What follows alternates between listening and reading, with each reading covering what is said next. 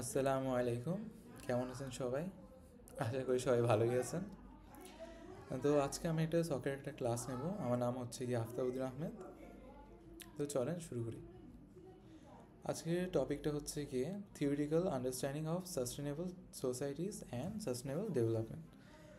এখানে এমডিজিস আর এসডিজিসের নিয়ে কথা হবে। তো চলেন শুরু করি। What is sustainability? Sustainable development. The term sustainability is derived from the Latin word sustinere, that mean to maintain, support, uphold, or endure. So sustainability is ability to continue over a long period of time. So sustainability মানে কি? এটা মানে হচ্ছে টেকসই। তো এটাকে আমরা maintain করতে পারবো, সাপোর্ট করতে পারবো, আপহোল্ড অর এন্ডিউর মানে সহ্য করতে পারবো। তো এরকম একটা জিনিস, যেই জিনিসটা এইসব করা যাবে, আবার কি হবে লং পিরিয়ড অফ টাইম এটা চলতে পারবে। যেমন হচ্ছে কি আমাদের পেট্রোলিয়াম আমরা কি লং টাইম ইউজ করতে পারবো না। আমাদের পেট্রোলিয়াম ইউজ করতে হলে আমাদের একটুখানি কি ভাবতে হবে, কারণ কি পেট্রোলিয়াম আমাদের অনেক বেশি পরিমাণে শর্টেজ আছে। কিন্তু আমরা যদি চাই, আমরা মনে করো যে একটা ইলেকট্রিক কার আমরা ওটা ইউজ করতে পারবো, কিন্তু পেট্রোলিয়াম ইউজ করলে ওটা ফিউচারের জন্য সমস্যা ক্রিয়েট করতে পারে। কারণ আমরা এখন শেষ করে ফেললাম, পরে গিয়ে এটা চললো না, তাহলে লং পিরিয়ড অফ টাইম আমরা এটা চালাতে পারলাম না। সো একটা পেট্রোলিয়াম বেসড কার ইউজ না করে আমরা একটা এই ইলেকট্রিক কার যদি ডেভেলপ করি, তাহলে ওটা বেশি পরিমাণে এফিশিয়েন্ট হবে। তো কমিশনস কী বলেছিল? দ্য কমিশন 1987-এর ব্রুটল্যান্ড রিপোর্ট একটা প্রোভাইড করেছিল, যেই রিপোর্টটা দিয়ে আমাদেরকে বলা হয়েছিল যে the report defines it as the development and that meets the needs of present without compromising the ability of future generations to meet their own needs. তার মানে কি, আমাদেরকে এমন একটা ডেভেলপমেন্ট করতে হবে যা দ্বারা আমাদের চাহিদাগুলো পূরণ হবে। ঠিক আছে, আমাদের চাহিদাগুলো পূরণ হবে, প্লাস আমাদের ফিউচার জেনারেশনের কোনো অ্যাবিলিটি যেন কম্প্রোমাইজ না করা হয়। সো আমাদের এখানে কয়েকটা পয়েন্ট আছে। একটা পয়েন্ট হচ্ছে কি আমাদের নিডসগুলোকে কী করতে হবে, ফুলফিল করতে হবে, আমাদের নিডসগুলো ফুলফিল করতে হবে। তারপরে আমাদেরকে সেকেন্ড পয়েন্ট হচ্ছে কি আমাদের ফিউচার জেনারেশনের কেউ ভাবতে হবে। আর থার্ড পয়েন্ট হচ্ছে ওদের যে অ্যাবিলিটি আছে, আমাদের মনে করছে পেট্রোলিয়ামের কাজগুলা অথবা আমাদের এনভায়রনমেন্টটাকে আমাদের যেন পলিউট না করি। সো ওরকম করে আমাদের ভেবে চিন্তে কাজ করতে হবে যেন ফিউচার জেনারেশনের কোনো হ্যাম্পার না হয়। তো এক্সপার্টসরা কী বলেছে এই হিসেবে? তো এক্সপার্টসরা বলেছে যে experts often describe sustainability as having 3 pillars. তো 3টে পিলার নিয়ে কথা বলেছে। একটা হচ্ছে কি এনভায়রনমেন্টাল, আরেকটা হচ্ছে কি economic and social, which are all based on universality, integration, inclusivity and sustainability. তো ইউনিভার্সালিটি মানে হচ্ছে কি সার্বজনীনতা, ইন্টিগ্রেশন মানে হচ্ছে সমন্বয়, আর ইনক্লুসিভিটি মানে হচ্ছে একীভূত করা, আর সাস্টেনেবিলিটি মানে হচ্ছে টেকসই। তো আমাদেরকে সার্বজনীনভাবে সবার কাছে চিন্তা করতে হবে যেন সবাই এই সাস্টেনেবল ডেভেলপমেন্টটা ইউজ করতে পারে। তারপরে ইন্টিগ্রেশন মানে হচ্ছে সমন্বয় করে নিয়ে এই পুরো ডেভেলপমেন্টটা করতে পারে। মনে করো যে রিনিউয়েবল সোর্সগুলোকে আমাদের ইউজ করতে হবে। আমরা যদি এমন সোর্স ইউজ করি যেগুলো ইন্টিগ্রেট করা যাবে না, যেগুলোকে আমরা নিতে পারবো না, সো তখন আমরা ওগুলো বাদ হয়ে যাবে, ওগুলো নেওয়া যাবে না। তারপর হচ্ছে ইনক্লুসিভ মানে হচ্ছে গিয়ে মাত্র একজনের উপরে যেন না হয়, একদম সবাইকে ইনক্লুড করে নিয়ে তারপরে আমাদেরকে এই গোল মানে ডেভেলপমেন্টটা করতে হবে, আর ওটাকে অবভিয়াসলি সাস্টেনেবল হতেই হবে। ওকে, তা তো এখন 3 পিলার্স তো বললামই, যে ইকোনমিক সাস্টেনেবিলিটি, তারপরে হচ্ছে গিয়ে সোশ্যাল সাস্টেনেবিলিটি, আর হচ্ছে গিয়ে এনভায়রনমেন্টাল সাস্টেনেবিলিটি। এই 3টা সাস্টেনেবিলিটি দিয়ে আমাদের পুরো সাস্টেনেবল ডেভেলপমেন্টটা পেস করে আছে। এখন যদি আমাদের এনভায়রনমেন্টাল সাস্টেনেবিলিটি না থাকে, তাহলে সোশ্যালের সমস্যা তো এনভায়রনমেন্টাল থাকলেও, সোশ্যাল থাকলেও, তাহলে ইকোনমিকের সমস্যা তৈরি হয়। তো আমরা এটা একটা পাই চার্ট অথবা এই চার্টগুলো দিয়ে আমরা বুঝতে পারবো। যেমন হচ্ছে গিয়ে, হ্যাঁ, এই চার্ট দিয়ে আমরা কী বুঝতে পারছি, সোশ্যাল ইকুইলিটি। সোশ্যাল ইকুইটি মানেটা কি, আমাদেরকে সবাই মানে সোসাইটির মধ্যে যদি আমাদেরকে ডেভেলপমেন্ট করতে হয় তাহলে সোশ্যালের মধ্যে সবাইকে আমাদের লাগবে। আমরা মনে করি যে একজনকে ডেভেলপ করলাম আরেকজনকে ডেভেলপ করলাম না, এটা তো হলো না। সো আমাদেরকে এমন একটা রাখতে হয় যেন সার্বজনীনভাবে সবাই পায়। তারপর যে ইকোনমিক ভিয়াবিলিটি, তো ইকোনমিক্যালিও যেন সবাই এটাকে ইউজ করতে পারে, এমন এত বেশি ধরনের রিচ একটা আমরা ডেভেলপমেন্ট করে দিলাম যেটা ইকোনমিকভাবে ওরকম স্টেবল হলো না, তাহলে কিন্তু হবে না। তাহলে সাস্টেনেবল হবে না, এটা দীর্ঘমেয়াদী হবে না। আবার এনভায়রনমেন্টটাকেও আমাদেরকে দেখতে হবে। তো এনভায়রনমেন্টটাকেও দেখতে হবে, এই সব কিছু দেখার পরেই এটা একমাত্র সাস্টেনেবল হবে। ঠিক আছে? তো এখন তুমি যদি এই পাই চার্টটাকে যদি দেখো, তাহলে এই চার্টটার মধ্যে তুমি কি দেখতে পাচ্ছ? দেখতে পাচ্ছ যে এনভায়রনমেন্ট আছে, ঠিক আছে, আউটার লেয়ারের মধ্যে, তার ইনার লেয়ারের মধ্যে সোসাইটি আছে, তার ইনার লেয়ারের মধ্যে ইকোনমি আছে। এখন এই আউটার লেয়ারে যে এনভায়রনমেন্ট আছে, এনভায়রনমেন্টটা মানে হচ্ছে গিয়ে এটা সবচেয়ে ইম্পর্ট্যান্ট। এটার মধ্যে সব মানুষ জীবজন্তু সবাই এটার মধ্যে চলে আসে। তো সবচেয়ে ইম্পর্ট্যান্ট বেসিস হচ্ছে আমাদের এনভায়রনমেন্টে। তারপরে ইম্পর্ট্যান্ট হচ্ছে কি সোসাইটি। সোসাইটির মধ্যেও আমাদের একটু সমস্যা না হলেও হতে পারে, কিন্তু এনভায়রনমেন্টের মধ্যে যদি সমস্যা হয় তাহলে আমাদের এই ডেভেলপমেন্টটা করা যাবে না। সো ফার্স্ট প্রায়োরিটি থাকবে এনভায়রনমেন্ট, সেকেন্ড প্রায়োরিটি থাকবে সোসাইটি, থার্ড প্রায়োরিটি থাকবে ইকোনমি। তো ইকোনমিক্যালি একটুখানি কনসিডার করা যেতে পারে যে হ্যাঁ একটুখানি কস্টলি, কিন্তু স্টিল আমাদেরকে এটা ভাবতে হবে, ইকোনমিকেরও একটা পার্ট আছে। এখন আমরা যদি দেখি যে এই চার্টটা দিয়ে তুমি কী বুঝতে পারছো? এই চারটে দিয়ে দেখা যাচ্ছে সোসাইটি আছে, এনভায়রনমেন্ট আছে, ইকোনমিক আছে। এখন আমাদের যদি সোসাইটি যদি এই পিলারটা যদি না থাকে তাহলে কি হবে? তাহলে সাস্টেনেবিলিটিটা কোল্যাপস করবে। আর যদি সাস্টেনেবিলিটি কোল্যাপস করে তাহলে তো হলো না। তাহলে আমাদের যদি ইকোনমিক আর সোশ্যাল যদি থাকে তাহলে এনভায়রনমেন্টের পড়ে গেলে তাহলে কিন্তু এটা কোল্যাপস করার চান্স আছে। তোমরা যদি বলো যে সোশ্যাল আর ইকোনমিক আছে তাহলে তো এই দুইটা তো মিলে পিলার হয়ে যাবে না, এমন করে বুঝাইনি। দুইটা একসাথে করে নিয়েই, তিনটা একসাথে না হলে আমাদের হবে না, একটা করলে আর বাকি দুইটাও লাগবে। আচ্ছা, history of MDGs। The millennium development goals were 8 international development goals. তো মিলেনিয়াম ডেভেলপমেন্ট গোলসটা কয়টা ছিল? 8টা ছিল।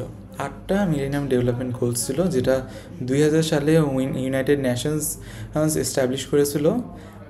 All 193 United Nations member state and at least 23 international organizations committed to helping achieving these goals by 2015. তো 2015 সালের মধ্যে এই গোলগুলা 193টা দেশ আর 23টার মতন ইন্টারন্যাশনাল অর্গানাইজেশন মানে এটাকে ফিল আপ করা ট্রাই করেছিল, এই অ্যাচিভ করা ট্রাই করেছিল।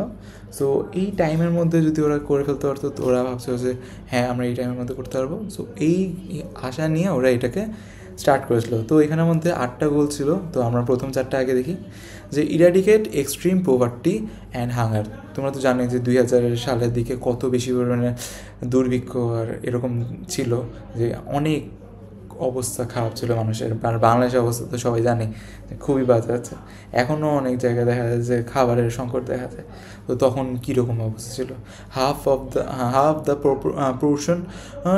proportion of people living on less than 1.25 per day and those suffering from hunger. So এত কম টাকার মধ্যে তখনকার টাইমে মানুষরা কীভাবে এবার দিন চালানোর জন্য তো একটা টাকা লাগবে না। তো এটা কী ছিল? গড়ের একটা হিসাব ছিল। সো এটার মধ্যে কিন্তু ওর যাবতীয় সব কিছু করতে হতো। এটার মধ্যে একদিনের মনে করো যে ক্লোদিংও আছে, এরকম কিছু আছে। সো এইটা এক্সট্রিম পোভার্টি ছিল এই টাইমে, এক্সট্রিম পোভার্টি ছিল। আবার পোভার্টি থাকলে তো হাঙ্গার থাকবে অবভিয়াসলি। এগুলোকে ইরাডিকেট করার জন্য একটা গোল ছিল। তারপর হচ্ছে গিয়ে অ্যাচিভ ইউনিভার্সাল প্রাইমারি এডুকেশন। তো তখনকার সময় ইলেকট্রিসিটি এত বেশি ছিল যে মানে অনেক বাচ্চারাই জানতো না যে কেমনে একটা ফোন, তখন তো ফোন ছিল না অবভিয়াসলি, মানে বাংলাদেশে তো ফোন ছিল কিন্তু ওরকম অহরহ না এখন যেমন ছিল। তো তখন অনেক টাফ ছিল, ফোন তো দূরের কথা, একটা লাইটও ঠিক মতন কারো বাসায় ছিল না। সো তখন গোল ছিল যে অ্যাটলিস্ট প্রাইমারি এডুকেশনটা হলেও যেন সবাই পায়, যেন ডেভেলপমেন্টের মধ্যে যেন সবাইকে ইনশিওর করা যায় যে হ্যাঁ এরাও আছে। সো এরকম একটা গোল নিয়ে ওরা চলেছিল। তারপর হচ্ছে প্রমোট করেছিল যে ইকুয়ালিটি, জেন্ডার ইকুয়ালিটি আর এম্পাওয়ার ওমেন, মানে হচ্ছে গিয়ে বৈষম্যতাটাকে যেন হ্রাস করা যায়, এটার জন্য জেন্ডারের সামঞ্জস্যটা, মানে হচ্ছে গিয়ে হ্যাঁ ছেলে মেয়ের ইকুয়ালিটি সব জায়গায় যেন ইকুয়ালভাবে, মানে সমান অধিকারটা যেন প্রতিস্থাপিত হয়। আর এম্পাওয়ার ওমেন, মানে ওমেনের হাতেও যেন ক্ষমতা হস্তান্তর করা হয়, ওরা জাস্ট করবে, কিচ্ছু কাজ করবে না, ওদের হাতে কোনো কাজ থাকবে না। এটা তখনকার টাইমে এরকমই ছিল। তো সো এরকম এখন যেমন দেখা যাচ্ছে যে হাসিনা পুরো দেশ চালিয়েছে, তখনকার টাইমে তো এরকম ছিল না। সো এরকম একটা গোল ছিল যে এম্পাওয়ার মুভমেন্ট করতে হবে। তো eliminate gender disparity in primary and secondary education, preferably by 2005 and at all levels by 2015. তো প্রাইমারি এডুকেশন আর সেকেন্ডারি এডুকেশনের মধ্যে মানে ক্লাস 10-এর মধ্যেই যেন 2005 সালের মধ্যে যেন এই লেভেলের মধ্যে যেন শেষ করে দেওয়া যায় এই জেন্ডার ডিসপ্যারিটিস।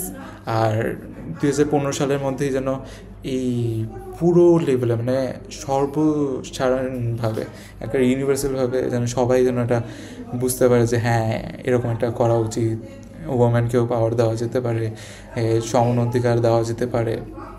এই জন্য এটা প্রমোট করার জন্য একটা গোল ছিল। তারপর হচ্ছে গিয়ে রিডিউস চাইল্ড মোর্টালিটি। তো শিশু মৃত্যুর হারটাকে আমাদেরকে কমাতে হতো। শিশু মৃত্যু এত বেশি হয়ে গেছিলো যে অনেক কম বাচ্ছিল, আমাদের অনেক ধরনের টিকাও দেওয়া শুরু হয়েছিলো এই ক্যাম্পেইনের কারণে।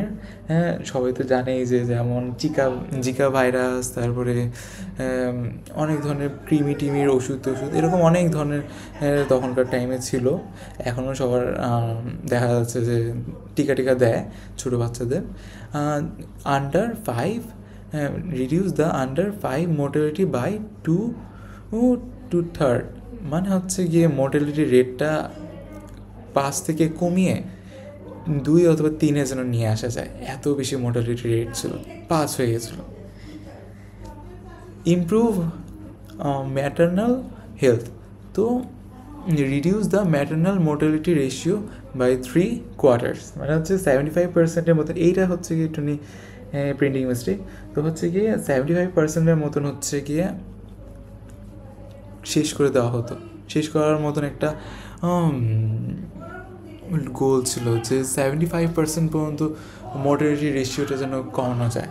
মানে মনে করো যে যদি এই মোর্টালিটি রেট ছিল 2, তাহলে ওটা যেন 75% কমিয়ে ওটা যেন 0.5-এ নিয়ে আসা হয়, এরকম একটা গোল ছিল।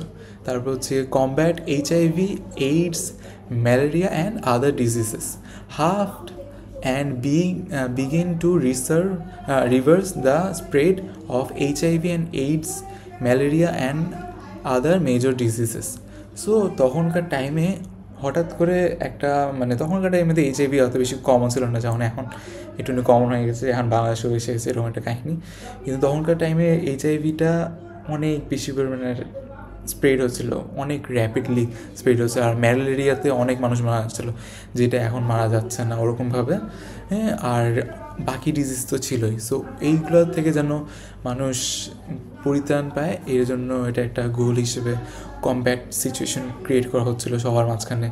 একটা টিভির মধ্যে সবাইকে জানানো হচ্ছিলো যে combat HIV, malaria and other diseases সম্পর্কে প্রচার হচ্ছিলো, অনেক কিছু এরকম হচ্ছিলো।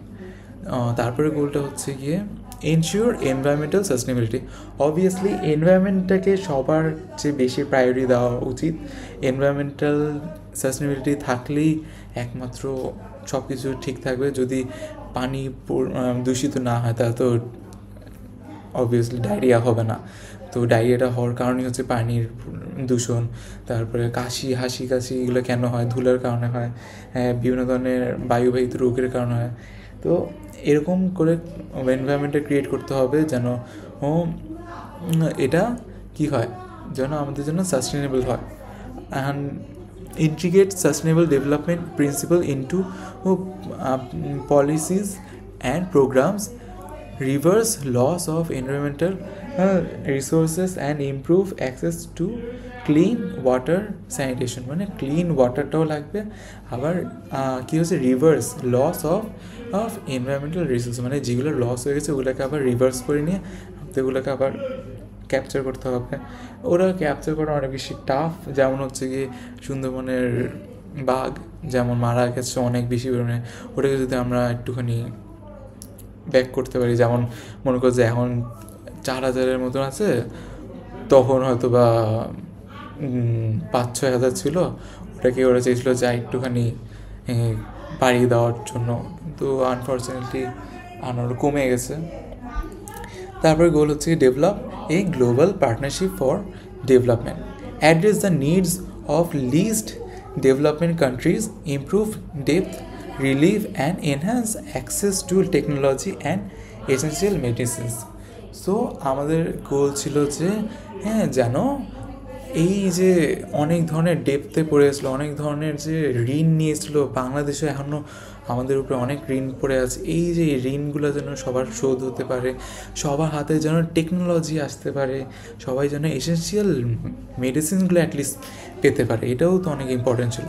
সো এইগুলো ছিল যে এই 8টা ছিল আমাদের MDGs: eradicate poverty and hunger, achieve universal primary education, promote gender equality and empowerment of women, reduce child mortality, improve maternal health মানে হচ্ছে কি মৃত্যুহার কমাতে হবে, কমব্যাট HIV, এইডস, ম্যালেরিয়া, অনেক ধরনের রোগ যেগুলো আছে সেগুলো থেকে আমাদেরকে বাঁচতে হবে। এনশিওর আর এনভায়রনমেন্টাল সাস্টেনেবিলিটি, এনভায়রনমেন্টের জন্য কোনো ক্ষতি না হয় এটাকেও এনশিওর করতে হবে।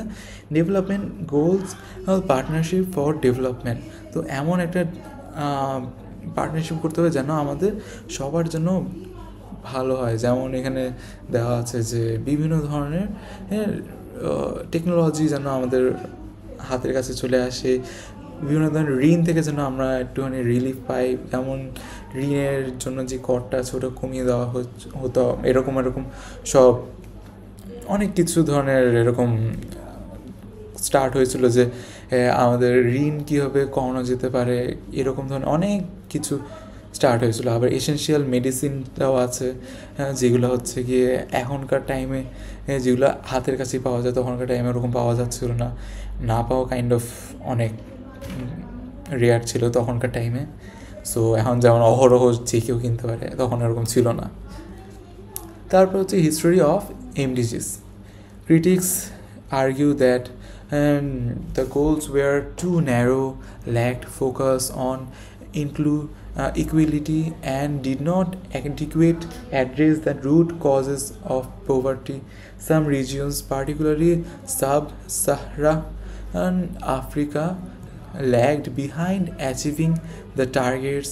MDGs were succeeded by Sustainable Development Goals in 2015. অনেকটাই ওরা এটা ফিল আপ করতে পেরেছিলো, অনেক দেশই এটা ফিল আপ করেছিল। The SDGs build on the SDGs build on the MDGs but are more comprehensive with 17 goals addressing a broader range of issues including climate change, inequality, peace, justice. The MDGs remain a landmark framework for global development efforts. তো এখন আমরা sustainable development goal অথবা SDG সম্পর্কে পড়ব, ঠিক আছে? Sustainable Development Goals traces back to United Nations conference on sustainable development and also known as Rio Plus 20 held in Rio de Janeiro, Brazil in June 2012. তো আমরা সাস্টেনেবল ডেভেলপমেন্ট বলতে আমরা sustainability মানে কী বুঝি সেটা তো আমরা বললামই। তো এখন হচ্ছে কি সাস্টেনেবল ডেভেলপমেন্টের জন্য যেসব গোল দেওয়া হয়েছিল ওইটার মধ্যে কয়টা গোল ছিল, তাদের এজেন্ডা ছিল 17 সাস্টেনেবল গোলস, ঠিক আছে, along with 169 associated targets aiming to guide global efforts towards a more sustainable and equitable future by the year 2030. ঠিক আছে, 2030-এর মধ্যে এই গোলগুলা ওরা চেয়েছিল যেন ফিল আপ করে ফেলে। আর এটা কবে শুরু হয়েছিল, এই এজেন্ডাটা শুরু হয়েছিল 2015 সালে, তাহলে 15 বছর ধরে এটা চলবে, এখনও যেটা চলছে। তো এটা তোমরা যদি SDG দিয়ে সার্চ দাও তাহলে এই জিনিসটা এসে যাবে, সবাই এটা সার্চ দিয়ে একবার দেখতে পারো। এটা খুবই, এখানে একটা ক্লিক করলে ওই লিঙ্কের মধ্যে তখন তোমরা পেয়ে যাবে পুরোটা ইলাবোরেট করে। And no poverty, zero hunger, good health and wellbeing, good education, gender equality, clean sanitation, affordable energy, এরকম করে 17টা গোল আছে, ঠিক আছে। এখন এই নো পভার্টি বলতে কী বোঝানো হচ্ছে, ঠিক আছে, নো পভার্টি বলতে হচ্ছে যে একদম পভার্টিকে, যেমন তখনকার টাইমে চেয়েছিল যে পভার্টিটাকে এন্ড করে দিতে, কিন্তু স্টিল আমাদের কয়েকটা জায়গায় কয়েকটা দেশে পভার্টি রয়ে গেছে। সো এখন চেয়েছে যে 2030-এর ভিতরে কোনো দেশের জন্য কোনো ধরনের পভার্টি না থাকে, তো জিরো পভার্টি। তো জিরো পভার্টি যদি করা যেতে পারে তাহলে সেটা তো অনেক ভালো হয়, এটা একটা গোল ছিল। তারপরের গোলটা হচ্ছে গিয়ে জিরো হাঙ্গার। যদি জিরো পভার্টি থাকে তাহলে অবভিয়াসলি আমাদের জিরো হাঙ্গারটা করাও পসিবল হবে ইনশাল্লাহ। End hunger, achieve food security, improve nutrition and promote sustainable agriculture. So এরকম অনেক ধরনের ক্যাম্পেইন করেছিল, আর ফ্রিতে ফুড দেওয়া হচ্ছে এখনও স্টিল। আর কিভাবে এগ্রিকালচারটা করলে আমাদের হাঙ্গারটা, মানে আমাদের অবভিয়াসলি এগ্রিকালচারটা করলে কীভাবে আমাদের শাকসবজি কীভাবে আমাদের বেশি পাওয়া যাবে, এইসব কিছু শেখানো হচ্ছে অনেক জায়গায় ক্যাম্পেইন করে। তারপরে good health and wellbeing, ensure healthy lives, promote wellbeing for all ages through universal health care, সার্বজনীন হেলথ কেয়ার পৃথিবীব্যাপী, এটা UN দ্বারা অনেক জায়গায় হচ্ছে। হ্যাঁ, আর এটা করার কারণে আমাদের গুড হেলথটা আসার, গুড হেলথ থাকলে আমরা সুন্দরভাবে বাঁচতে পারবো। অ্যান্ড গুড হেলথ আর ওয়েলবিংয়ের মধ্যে কিন্তু পার্থক্য আছে। অ্যান্ড গুড হেলথ মানে হচ্ছে কি স্বাস্থ্য ভালো আছে, সব কিছু সুন্দর আছে, কিন্তু ওয়েলবিং আছে কীভাবে আমার লাইফটা লিড হচ্ছে, ঠিক আছে, এইটা হচ্ছে কি ওয়েলবিং। আমার লাইফটা কীভাবে আমরা ভালো করে চলতে পারবো, ওইটা আমাদেরকে এনশিওর করতে হবে, ঠিক আছে, ফর অল এজেস। খালি আমার জন্য বললেই হবে না, সব এজের জন্যই বলতে হবে। তারপর হচ্ছে কোয়ালিটি এডুকেশন। প্রথমে ছিল যে প্রাইমারি এডুকেশন, এখন প্রাইমারি এডুকেশনটা যেহেতু ফিল আপ হয়ে গেছে তাই কোয়ালিটি এডুকেশন এখন দেওয়া শুরু হয়েছে। তারপরে হচ্ছে কি জেন্ডার ইকুয়ালিটি। জেন্ডার ইকুয়ালিটি মানে তখনকার ছিল হচ্ছে ওমেন এম্পাওয়ারমেন্টও ছিল, আবার জেন্ডার ইকুয়ালিটিও ছিল। এখন ওমেন এম্পাওয়ারমেন্টটা অনেক জায়গায় বেড়ে গেছে, হ্যাঁ, কিন্তু স্টিল জেন্ডার ইকুয়ালিটি রয়েই গেছে। এখন এই জেন্ডার ইকুয়ালিটির জন্য একটা গোল আমাদের সেট করা হয়েছে, যেন আমরা 2030-এর মধ্যে আমরা এই জেন্ডার ইকুয়ালিটিটাকেও আমরা যেন সলভ করতে পারি।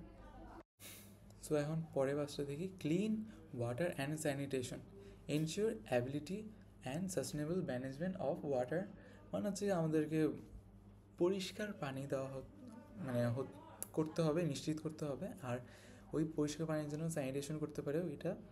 সো ওইটার আমাদের গোল থাকতে হবে, কারণ ক্লিন এনার্জি না থাকলে আমাদের অনেক ধরনের রোগ ব্যাধি হতে পারে, ঠিক আছে।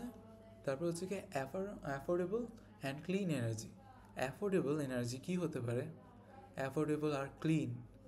সো এটা একটাই হতে পারে green energy, renewable energy, wind energy, solar energy, এইসব এনার্জি হচ্ছে কি ক্লিন এনার্জি। এগুলো আবার কি অ্যাফোর্ডেবলও, ঠিক আছে? সো এগুলো ইউজ করতে হবে, এটা একটা গোল আছে। তারপর হচ্ছে গিয়ে decent work and economic growth. যদি আমাদের ডিসেন্ট ওয়ার্ক থাকে, একটা ওয়ার্ক এনভায়রনমেন্ট ক্রিয়েট করা যায় যেটা হচ্ছে গিয়ে স্থায়ী, মানসম্মত, কোনো ধরনের কারোর সমস্যা হয় না, যাতায়াতে কোনো সমস্যা হয় না, তখন আমাদের ইকোনমিক গ্রোথটা বুস্ট পাবে।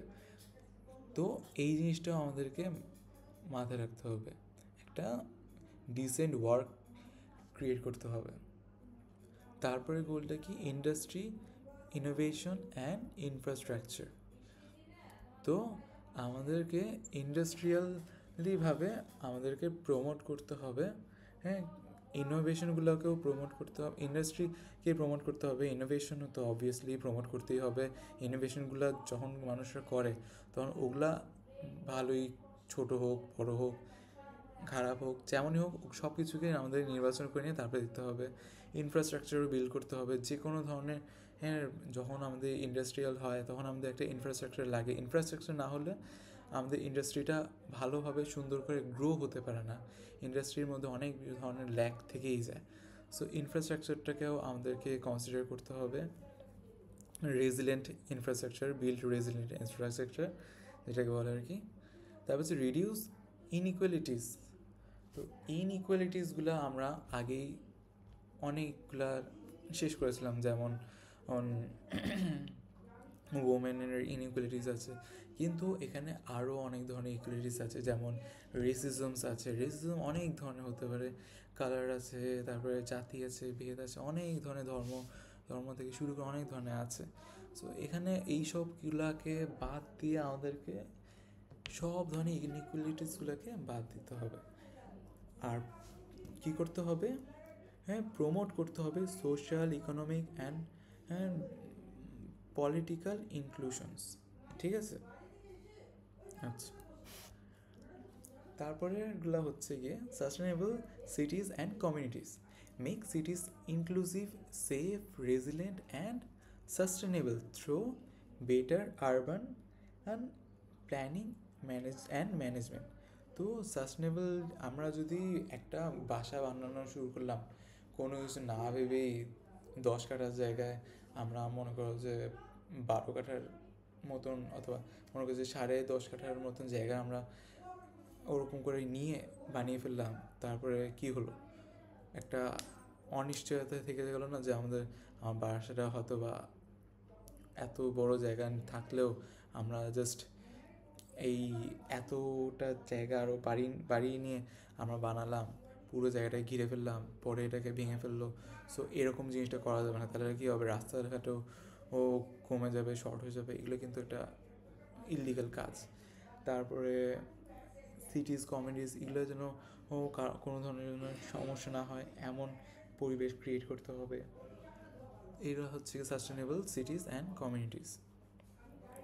তারপর হচ্ছে কি রেসপন্সিবল কনজামশন অ্যান্ড প্রোডাকশন। তো আমাদেরকে এমন প্রোডাকশন করতে হবে যেগুলা একদম নিচু থেকে শুরু করে হাই ক্লাস পর্যন্ত সবাই যেন ওটা ভালোভাবে একদম কোনো ধরনের সমস্যা না নিয়ে যেন ওটা কনজিউম করতে পারে, কোনো ধরনের হেলথ ইস্যুস যেন না থাকে, ওরকমভাবে আমাদেরকে ক্রিয়েট করতে হবে। তারপর কি আছে, ensure sustainable consumption and production patterns by reducing waste and promoting resource efficiency. So আমাদেরকে কী করতে হবে, যেই ওয়েস্টগুলো প্রডিউস হচ্ছে ওই ওয়েস্টগুলোকেও আমাদেরকে মাথায় রাখতে হবে, ওগুলোকেও আমাদেরকে বাদ দিতে হবে, বাদ দিয়ে নিয়ে ওইগুলোকে আমাদেরকে ইফেক্টিভলি ওটাকে আমাদের ইউজ করতে হবে। যেমন মনে করো যে কিছু একটা ওয়েস্ট হচ্ছে অথবা কিছু হচ্ছে, তখন আমরা ওগুলো কী করব, প্লাস্টিক যেমন আমরা রিইউজ করতে পারি, খাবার যদি আছে যেটা খাবারটা নষ্ট হয়ে গেছে আমরা ডাস্টবিনে না ফেলে আমরা এমন একটা কন্টেনারে করে আমরা হয়তোবা ওটাকে গরু ছাগলের জন্য আমরা দিয়ে দিলাম আমাদের এই খাবার।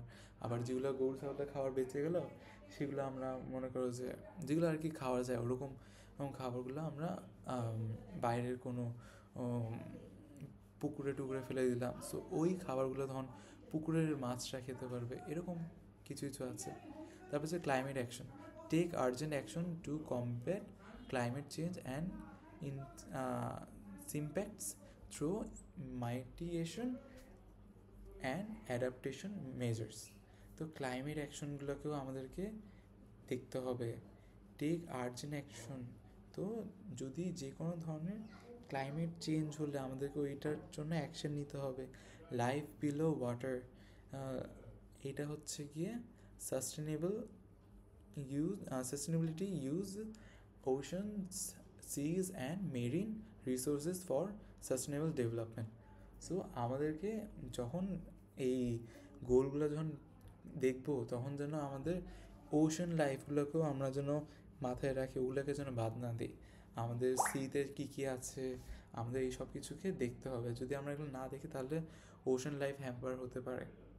লাইফ অন ল্যান্ড, যখন আমরা এরকম করে আমরা মনে করি যে সিটি আমরা বানাচ্ছি সুইটেবলভাবেই, একদম সুন্দর করে সিটি বানাচ্ছি, কোনো এক্সট্রা জায়গা না নিয়ে সব কিছু, কিন্তু আমাদেরকে এটাও দেখতে হবে যেন গাছটা যেন না কাটা হয়, প্রোটেক্ট করতে হয় ফরেস্টগুলোকে, প্রোটেক্ট করতে হয় বায়োডাইভার্সিটিগুলোকে, ইকোসিস্টেমগুলোকে আমাদেরকে ভালোভাবে মেজার করে নিয়ে তারপরে আমাদেরকে একটা বাসা অথবা একটা ইন্ডাস্ট্রি বিল্ড করতে হবে। কোথায় ইন্ডাস্ট্রিটা বিল্ড করলে আমাদের এনভায়রনমেন্টে কোনো হ্যাম্পার করে না। লাইফ অন ল্যান্ড মানে হচ্ছে গিয়ে ল্যান্ডে যে পশু পাখিগুলো আছে ওদের যেন কোনো সমস্যা না হয়। তারপরে কি piece, justice and strong institutions, তার মানে কি আমাদেরকে পিস, শান্তি, জাস্টিস, বিচার, সুষ্ঠু বিচার, স্ট্রং ইনস্টিটিউশনস, শক্তিশালী স্থাপতিগুলো দিয়ে আমাদেরকে আমাদের লাগবে, যেন আমাদের কোনো ধরনের সমস্যা হলে ওরা যেন আমাদেরকে প্রোটেক্ট করতে পারে, জাস্টিস দিতে পারে, আমাদের মধ্যে শান্তি প্রতিষ্ঠা করতে পারে। ঠিক আছে, তারপরের গোলটা হচ্ছে কি partnerships for the goals, strengthen global partnerships and mobilize resources to achieve SDGs through cooperation and collaboration. তার মানে কি আমাদেরকে এই গোলগুলোকে ফিল আপ করতে গেলে শুধু আমরা একলা করে পাবো না, আমাদেরকে আরও সবার সাথে মিলে শুলে কাজ করতে হবে। একলা কেউ এত গোলগুলোকে ফিল আপ করতে হয়তো বা নাও পারতে পারে, কারোর হেল্প লাগতেও পারে, এই জন্য পার্টনারশিপ বিল্ড করতে হবে। তো এখন আমরা আজকে কী কী পড়লাম, আমরা আজকে সাস্টেনেবিলিটি পড়লাম, সাস্টেনেবিলিটি মানে কি, তারপরে আমরা সাস্টেনেবল ডেভেলপমেন্ট অ্যান্ড কীভাবে করতে হয় এটাও দেখলাম, কী কী পিলার আছে এটা দেখলাম, তারপরে MDGs দেখলাম, তারপরে মিলেনিয়াম ডেভেলপমেন্টের গোলগুলো কী কী আছে এটা দেখলাম, তারপরে SDGs হিস্ট্রিটা দেখলাম, তারপরে এই যে SDGsের যে গোলগুলো আছে এইগুলো দেখলাম। তো আমাদের যদি পরীক্ষার মধ্যে আমরা যদি দেখি আমাদের পরীক্ষার মধ্যে কীভাবে আসে, সো আমরা যদি দেখি যে এই যে সাস্টেনেবল ডেভেলপমেন্ট নিয়ে যদি আমাদেরকে লিখতে বলে, আমাদেরকে ফার্স্টেই দেখতে হবে যে এটা বলতে কী বোঝায়। তো এই যে the development that meets the needs of present without compromising the ability of future generations to meet their own needs. এই যে এই লাইনটা যে আছে না, এই লাইনটা খুবই ইম্পর্ট্যান্ট। এটা যদি তুমি লিখো তাহলে অনেক নাম্বারস হবে। এখান থেকে বেসিক্যালি 5 মার্কসের একটা কোয়েশ্চেন আসে, হ্যাঁ, যে সাস্টেনেবল ডেভেলপমেন্ট বলতে কী বোঝায়, ওইখানের মধ্যে অনেক সময় বলে দেয় যে এই 3 পিলার্সের কথা বলে দেয়, অথবা 3 পিলার্সের কথা না বললে ওরা SDGsের কথা বলে। SDGs বললে তোমাদেরকে এই যে এই পিলার্সের জাস্ট একটা লাইন লিখে দেবে যে এই 3টা পিলার আছে, যেই পিলারের মধ্যে একটা হচ্ছে ইকোনমিক সাস্টেনেবিলিটি, একটা হচ্ছে সোশ্যাল সাস্টেনেবিলিটি, আর একটা হচ্ছে এনভায়রনমেন্টাল সাস্টেনেবিলিটি।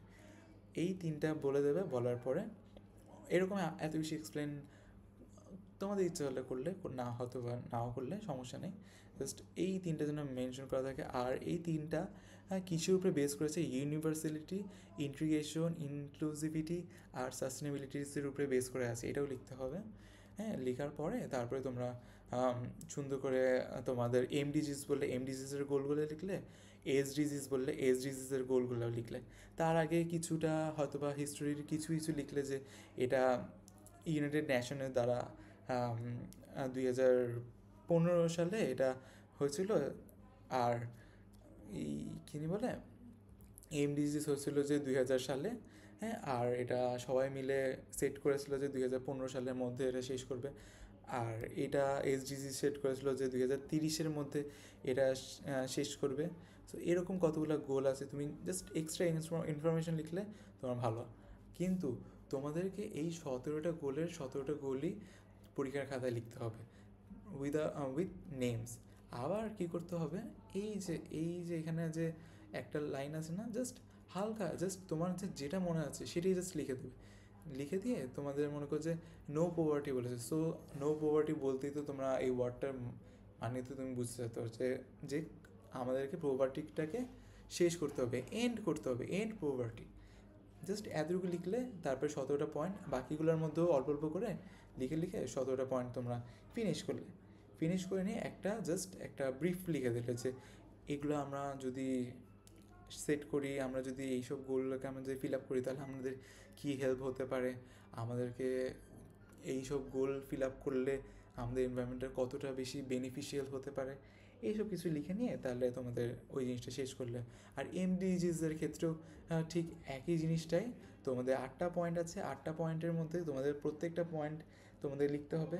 আর এই যে লাইনগুলো আছে এই লাইনগুলো লিখতে হবে, যখন এমডিজিস বলবে তখন এমজিডিসি লিখবে, তখন এসডিজিস বলবে তখন এসডিজিস বলবে।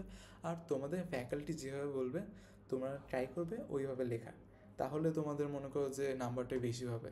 শখের মধ্যে তোমাদের নাম্বারটা তোলার অনেক ইজি যদি তোমরা এই যে যেমন মনে করো যে কি যেমন মনে করো যে কেউ হয়তোবা এই ইন্ডাস্ট্রির বানানটা ঠিক লিখলো কিন্তু ইনোভেশনের মধ্যে 2টা এনের জায়গায় একটা এন দিল।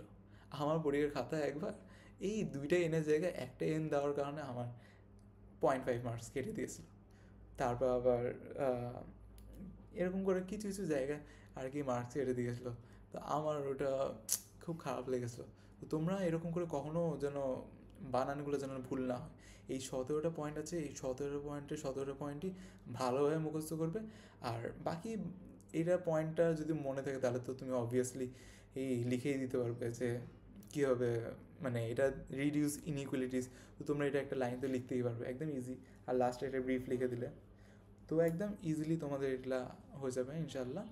সো এতটুকুই আজকের জন্য, টেক কেয়ার, আল্লাহ হাফেজ।